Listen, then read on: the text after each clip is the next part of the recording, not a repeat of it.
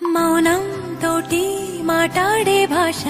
అంటే నీకే అలుసా ఈ అలలా గట్టు ఆ పూల చెట్టు నిన్ను చల్లబడువే అంటున్నాయే ఏం జరగనట్టు నువ్వు కరిగినట్టు నీ కరగనంటూ చెబుతున్నాలే నీతో వాదులాడి